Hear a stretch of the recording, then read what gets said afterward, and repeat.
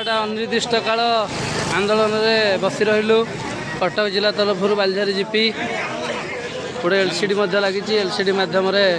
ओडिशा जंगर खबर आम ये देखू समस्ते यहाँ अच्छी state highway 65 state highway 65 LCD लगिगला आमर भाई मैंने ये बसिक समस्ते देखुं ओडिशा ड्राइवर महासंघ कटक जिला बालिझारी जीपी जय जगन्नाथ। सर्वप्रथम आमर प्रिय ओडिशा ड्राइवर महासंघर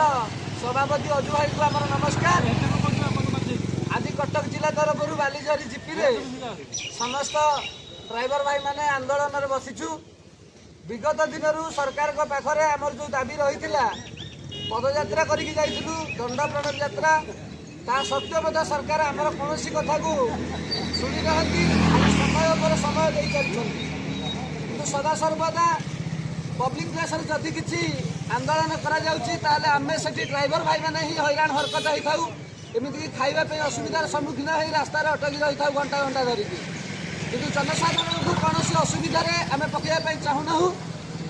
किंतु जनसाधारण को एति क्षमा प्रार्थना मागिबी बालिझारी जीपी तरफ आज आंदोलन आमर हक पाई आम आंदोलन करुचु क्या असुविधार पकड़ा आम चाहूना जे पर्यंत आमर दाबी पूरण न से पर्यंत ये आंदोलन में आम समस्ते बसी रही बालिझारी जीपी तरफ एति आमर नवेदन आपण मानू तेणुक समस्त भाई मानू अनुरोध करी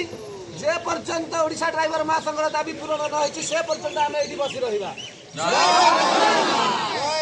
जय जगन्नाथ।